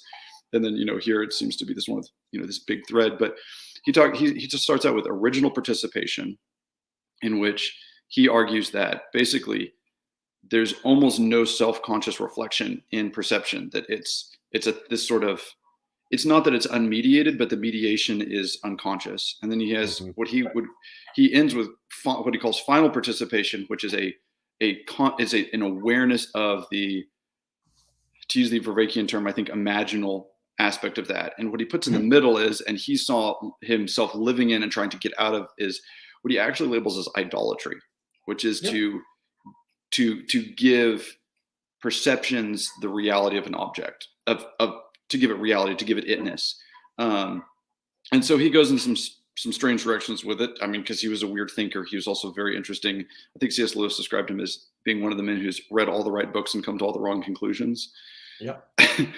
But so that whole idea of in modernity, that you're sort of this passive receiver of objects, that they just, sort of the labels, things present themselves as mountains and trees and rainbows and people and ideas, and they just hit you. And then sort of postmodernism being the, oh my goodness, wait, that doesn't work, because like people can grow up in all sorts of different ways and see things all sorts of different ways. And so that what I find really partially enlightening about, part of the reason that I find in the idea of inscape and in-stress so enlightening, is that it makes you an active participant in that, rather than simply being a passive observer of it. And it says, look, we're not, and I think that's, half of the idea to solution to postmodernism that people like Peterson and Vervaeke are presenting is, listen, like, you actually have a role in this. And it seems like Vervaeke's relevance realization is pretty passive, in the sense of like, a lot of it is in the unconscious, and then you're just sort of trying to, well, I guess not. He's saying, I'm interested in your. He doesn't have a definition of relevance realization at all. Sorry, say that again. Vervaeke has no definition of relevance realization. It's a black box into which he puts all the unresolved issues. Excellent, good. I thought I was missing something. I thought I needed to go through all of Awakening from the Crisis. No. And like, fair enough. I mean, Manuel and I are doing the same thing. We're going, oh, we don't know what that is. I know, relevance realization. Although our model of relevance realization is way more complete than John's. I can guarantee you that. So, but I think the problem, and this problem actually, it's so weird. The world is weird. I was having this discussion with somebody on the Vervaeke server, on the Vervaeke Discord server, over the past week or so, about self. And they posted a video about somebody, and I forget her name, and she was reading somebody else, some other ridiculous modern philosopher, waste of time, and his definition of self with his two parts. It's very similar to what you just described, actually. and I can't remember the names because they're all useless, and I throw them all out immediately. It occurred to me that, and the thing that I was missing myself, I was like, wait a minute, all these people by themselves are trying to figure out self and the different components of self and the boundaries of self. Okay. Yeah. That is definitionally impossible and stupid. Like, you're totally wasting your time. And I think one of the elements that, like when Pageau talks about, no, the medievals didn't have this problem, right? Like, right. What he's talking about is the humility that comes from understanding that being an individual is an impossible situation, and you don't need to try that. There's no reason, right? And then because in order for you to see the water you're swimming in and understand it, it can't be just you. And but also, and this is where this is postmodern versus the modern, right? Also, the things outside you can't know your true inside, right? And so there's just a gap on each end, right? There's things that people outside of you, distributed cognition or just another person can't tell you about yourself. And there's things that they can tell you that you will understand. And there's things they can tell you that you won't understand. And even in that, there's limitation. So even the two of you or the three of you, the four of you, if you were all circumambulating around the same person, you're still not going to get to that, right? But the hopeless thing is to try and do it by yourself. Like, understand yourself by yourself cannot make any sense, because you're trying to understand something that contains you, but you are constrained by. So it's just never going to work. And so so then my pragmatism kicks in, and I go, yeah, why are you doing this? It's a total waste of time.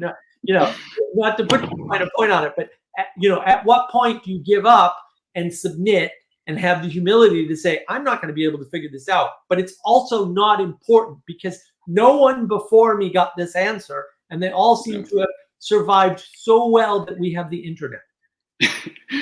So you reminded me of this guy that I read a little bit in college. His name was Eugene Rosenstock Hesse. And I mean, I read like maybe a book and a half of his, but he had this great, he called it the cross of reality, where he talked about the relationship, the we-it relationship that I never really understood that well. And then the thou-I relationship, different from Martin Buber's, which I've heard is just completely incomprehensible. And so I never touched it. But his main point on the I-thou relationship, which I thought was fascinating, is that you don't enter the world as an I, you enter the world as a thou. That's right. And so, like, you come into being as a thou, not as an I. It's the I comes later, and I just, that you almost can't underestimate how important that is. And I would say, like, that's partially like why we're Catholic now. It's like Catholics still have this. Yes. There is me receiving my identity from the bishop. Yes. Who received it himself from three other bishops who received it, chained all the way back to Jesus Christ himself. Yeah. And not to say something, I know this is controversial in some places, but I mean, like, receiving communion on the tongue, it's like, I see that right there. I'm like, give it to me. I'm not going to take it. I'm going to receive it directly. Like, it's not to be put in my hands and then placed in me. It's like, I'm receiving the Logos. So yeah, Mark, that's a great point. It's sort of like there's a little bit of a twist to Lewis's whole point, and I think what is it to be a bat essay? It's like, we're not inside anyone else, and we're only inside of ourselves. But on the other hand, like, we've also never been outside of ourselves. So there's two sides to it. It's like, yes, I mean, I get the inside scoop on me, but I also have never gotten the outside scoop, and that's Pageau makes that point all the time. It's like, where is this like outside frame that you're looking at all this at? Like, you've always been inside the frame. That's the objectivist worldview. That's the objective material reality worldview that I continue to insist doesn't exist, which I have a video on, by the way, on navigating patterns, just saying.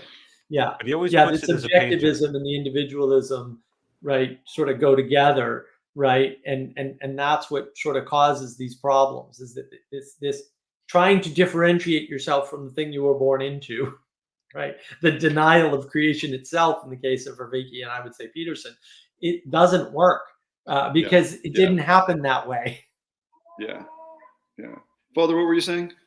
It's just Pageau always puts it as an artist, right? He's like, where are you standing that you see this? And it's just...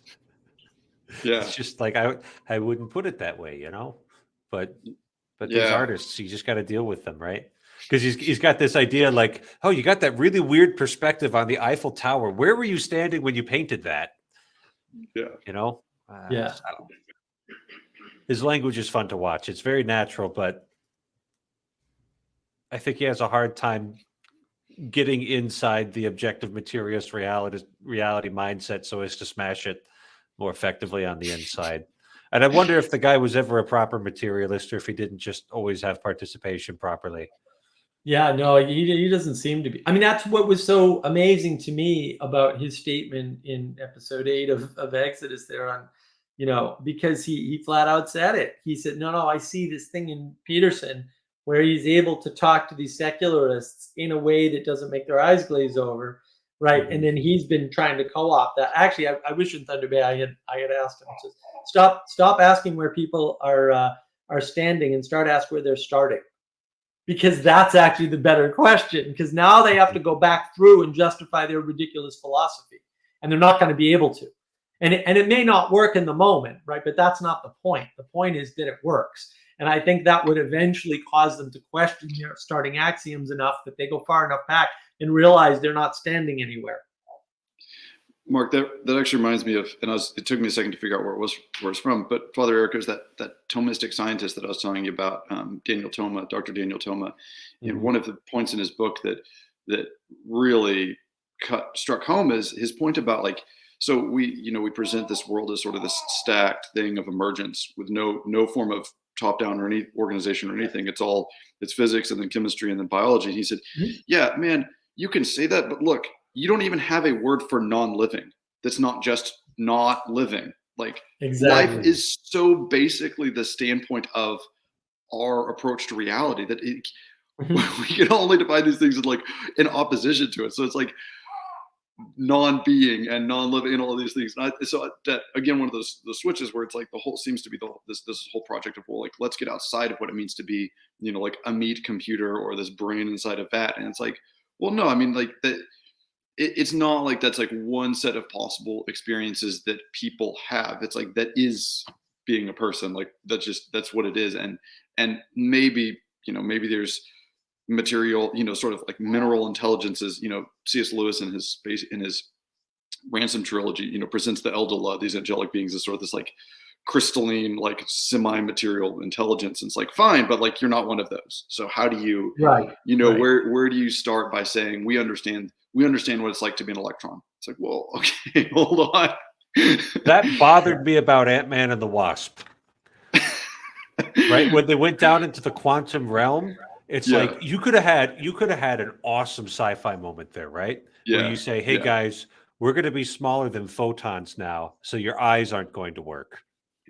No, it's just more of the same, but just more. I don't know. I want Christopher Nolan's take on the quantum realm. Give me that insane convoluted theory and the great cinematography. I'll pay to see that. That's funny. Well, I did a video on this actually after Thunder Bay. It was based on a conversation I had with Catherine, because she asked me oh, what did you think and what should I have done differently? And I said, really, you should have forced them all to open with a definition of consciousness, unconsciousness, and dead matter. Because if you only do two, right? Yeah. Or if you try to do one, you just try to say everything is conscious. That's pantheism, right? Because you end up gradating consciousness because you want to differentiate yourself from animals, because we have to, right? Otherwise things get bad in a different direction. And that's one of the pushbacks that say the Petersons and the Vervaekes have. But then they divide it into two, and the problem is they're reductionists. So it always gets divided into one again, and then it always devolves into pantheism again. And then they have fancy new names for pantheism that are all just pantheism of a different color, but it's all just pantheism. So I don't use any of those other panentheism and pantheism. It's all pantheism, guys. You don't need new words. It's all the same trick. It's all the same garbage. If you don't have the three buckets to put things in, and I have a video on that. If you don't have the three buckets to put things in, you won't make that important distinction between there's stuff that's happening to you that you're not logical, rational, and reasonable about, right? And that's in your unconscious. right? And then there's stuff that has nothing to do with your unconscious and your conscious, which is dead matter. And your conscious sometimes has rationality. And that's why I think Father Eric's on this crusade too. Bring back final cause, right? Bring back Aristotle's 4 causes and stop letting them reduce all the causes to the material, or combine the two of the causes and then ignore the other 2. Yeah, I Yeah. mean, Mark, I think that. Oh, Father, did you want to? No, I just wanted to Okay. say, yeah, I like the 4 causes. Well, and that is the thing that I think is sort of like ultimately unsatisfying for listening to Peterson and Vervaeke, is that they don't have a final cause. And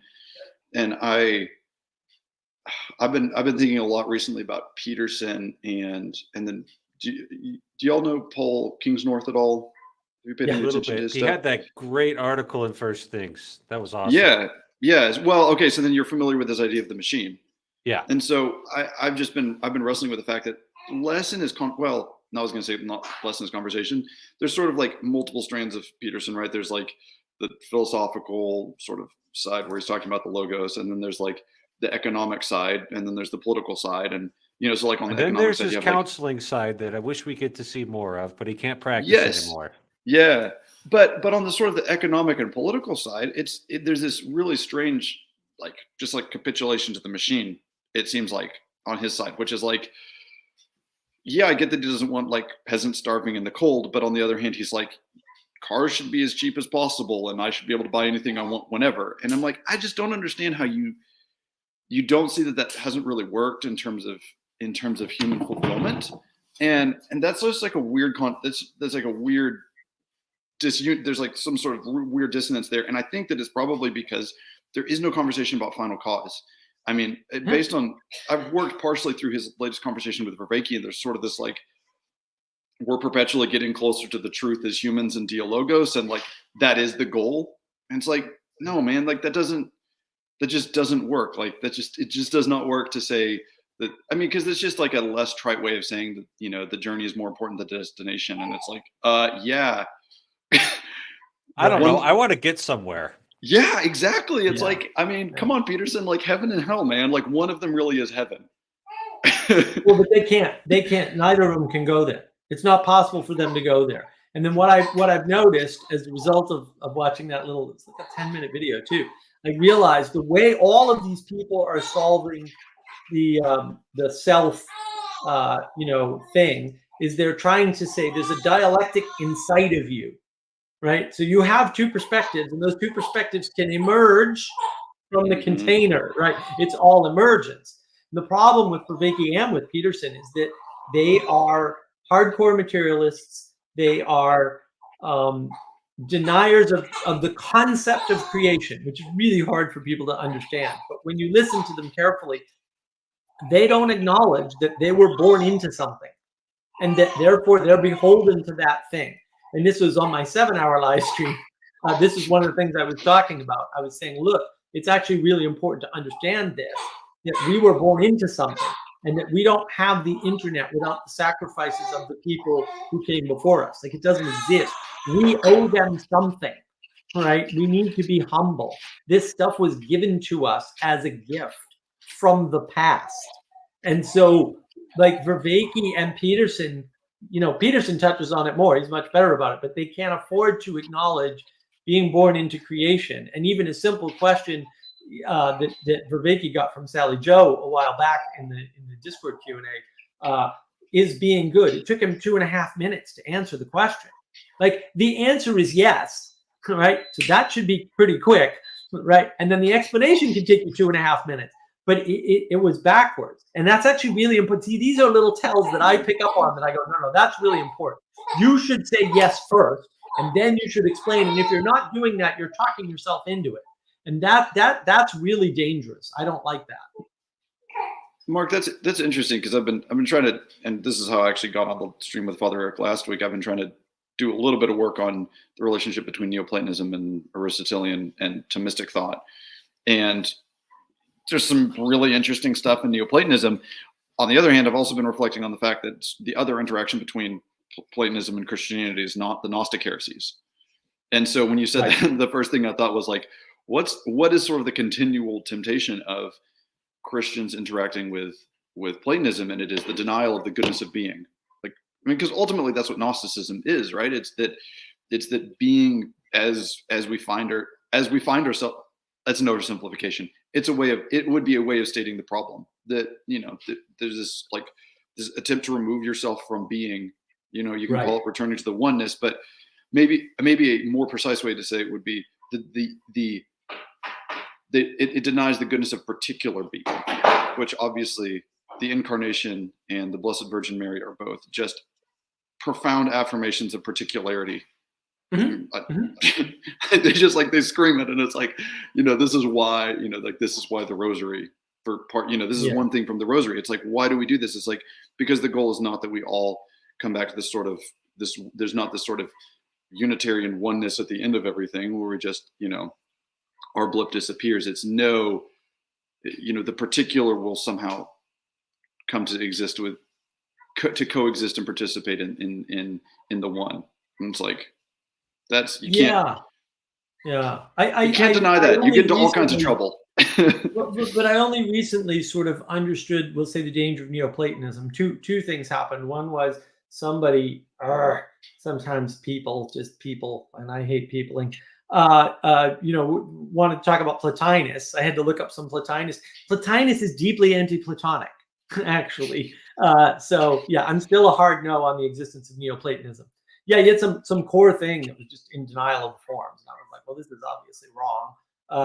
But the more interesting thing is, I was sent this video, a link to this video by James Lindsay, and basically, and he's got two good ones, by the way. There's a talk at Oxford that he did 10 minutes defending wokeism of all things, and it's absolutely hysterical, and he's not wrong.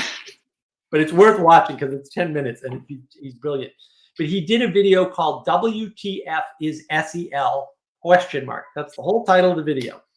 And in there, he talks about a bunch of stuff that I actually know something about, like Blavatsky and the ties to occultism and, the Nazi party and a bunch of those connections, right? But also, he ties all that back to Neoplatonism, and my jaw hits the floor. And I'm like, whoa, hold on, stop the presses.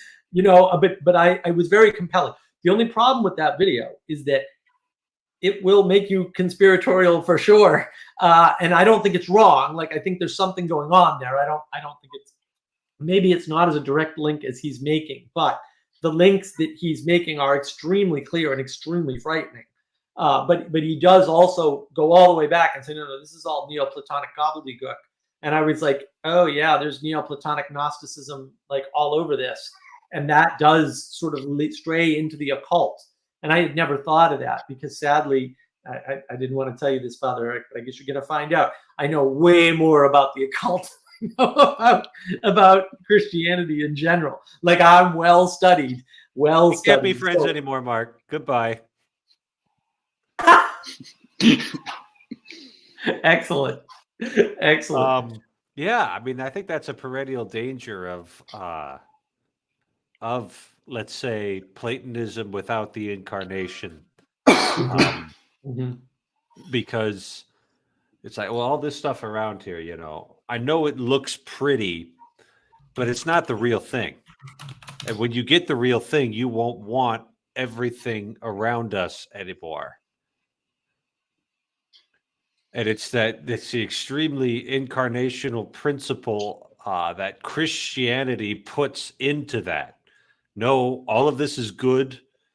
Beauty will occasionally seduce you, but that's not actually its proper function. That's a corruption of beauty.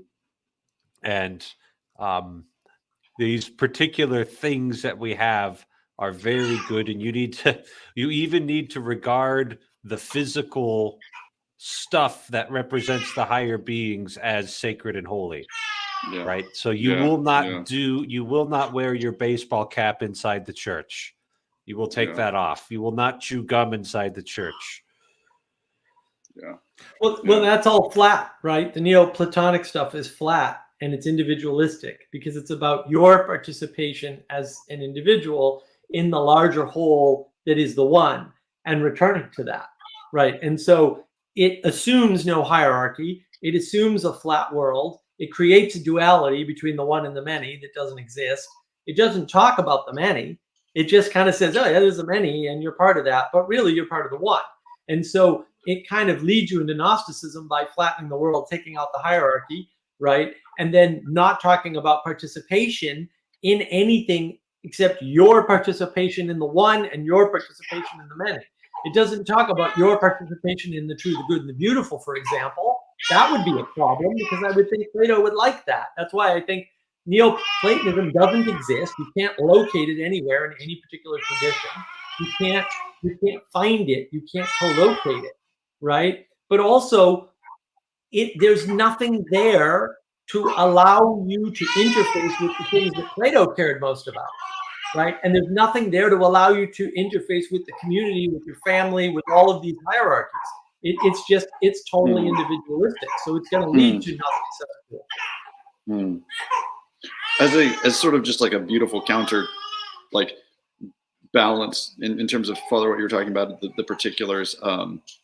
Charles Williams has got a fascinating book called The Figure of Beatrice, and it's his commentary on Dante's Corpus. And he makes a beautiful case that, the Divine Comedy in particular, particularly in the context of Dante's other works, the Vita Nova and the De Monarchia, is maybe the singular great example in art of that process by which the extraordinarily particular, that is like a 16-year-old girl in the streets of Florence, Italy, in around the turn of the into the 14th century, is also absolutely the conduit for the utterly transcendent and divine, without ceasing to be Beatrice. And it's like, that's pretty good stuff right there. Mark, are you familiar with the Divine Comedy at all? No, we were talking about it on my 7-hour live stream with Elizabeth, who read it several times apparently, but no, I do have a copy somewhere over there. But yeah. I'll give you the short version so you can maybe have a little more participation in this. But it's the middle of Dante's life, and he's lost. He doesn't know where he is, and he doesn't know where he's going. Beatrice, up from heaven, sees that he's in trouble, so she goes to St. Lucy, who is the patroness of Florence. St. Lucy goes to the Blessed Mother. The Blessed Mother sends Virgil, the great Roman poet, down from actually it would actually be up out of limbo, and it's like that chain kind of starts there, and then first he's got to go down to the very lowest, and he climbs up Mount Purgatory, and then when he gets to the top of Mount Purgatory, he starts ascending into heaven, and Virgil leaves him behind because he's a pagan and he can't go to heaven. He was pretty hardcore and medieval about that one. And then at that point, Beatrice becomes his guide up the heavenly hierarchy. I see. And it's not just that she was like super pious, but it's also like she had this integration about her where her feminine beauty and her moral character and her love of sorts for Dante is what ultimately draws him out of his state of confusion into a state of participation with everything that's good. Well, and that's what we should be striving for. Yeah. It's a good walk. It's a really good walk. It's a great, Father Eric. It's a great run through of it.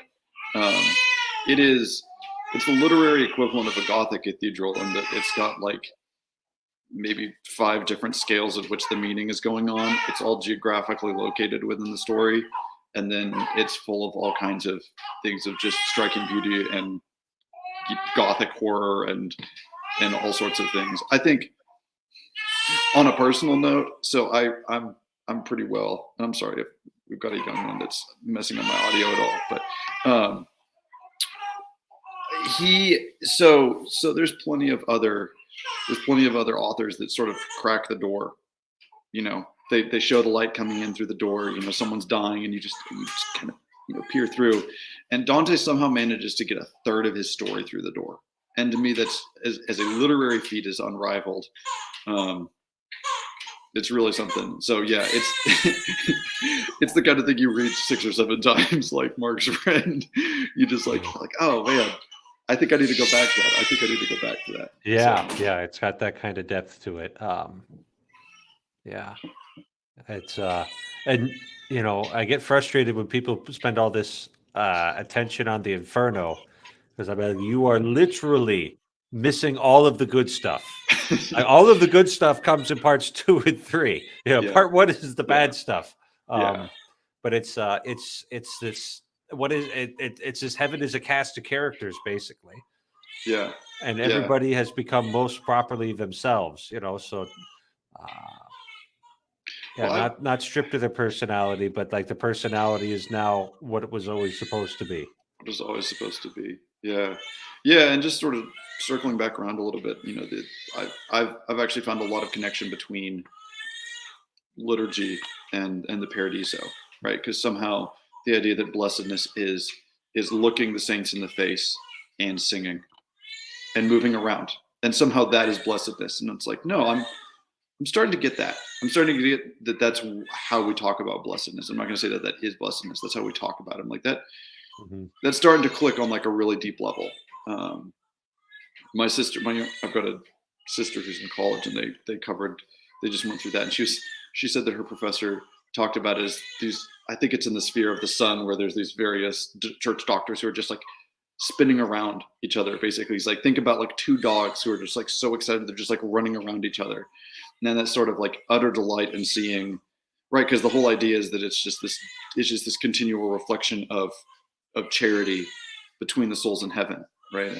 And that's an image that's picked up many times. But what is charity? It's the thing that the more that it's given out, the more that there is. And so heaven is this giant room full of mirrors just bouncing charity back and forth.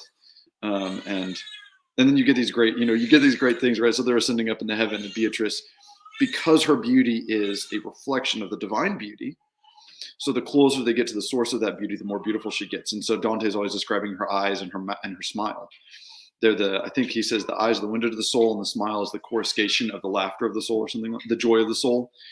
Anyway, so they get up to the sphere of the contemplatives up at Jupiter, where Jupiter is located, and he looks over and she's not smiling, and he says, Beatrice, why aren't you smiling here? And she says, because at this point my smile is of such profound beauty that your mortal frame would not be able to handle the beauty. You would be annihilated if I smile at you now. Which is no, that's yeah, never mind. I'm really curious what you're going to say. Okay, here we go. So sometimes that'll be a complaint that, let's say, women with feminist leanings will have, is like, they're always telling me to smile, like that would be a much better response, Yeah. My smile will annihilate you. You can't handle it. I had a friend who went to the Benedictine monastery, the Benedictine abbey, the sisters at Ephesus in Missouri, and he was telling, he was there just for some service, and just in their they're probably the daily office, and he was like, I just couldn't handle it. He's like, when they smiled at me, I just fell apart. I didn't know what to do. He's married with 8 kids, and he's just like, I can't do it. He's like, I think when Chesterton was talking about the one thing that Christ hid on this earth, it being his divine mirth, he was like, I think he might have been talking about nuns. Yeah, I know exactly what your buddy's talking about. When I was in high school, we visited a Carmelite monastery, and the Mother Superior was talking to us from behind the grill, and so we could see her pretty clearly. And as a rather uneducated and boorish 18-year-old, I noticed that she was the happiest person I had ever met. Yeah, couldn't hide that. Yeah. It's a good thing you had that veil, sort of like Moses' veil after he comes down off of the mountain. You had that grate there to protect your 18-year-old brain from that much joy. Yeah, but it was just that little hint, that little glimpse that it is possible. This stuff is possible. All this holiness stuff, it is real, Yeah. And it's good, and it's joyful. Yeah. Saints are joyful. Mark, it was nice talking to you over StreamYard. And Oh, no, a pleasure. You should, if you want to know about Vervaeke or whatever, you should come on to one of the Discord servers, and we can teach you anything you want to know about Vervaeke better than he can. So feel free.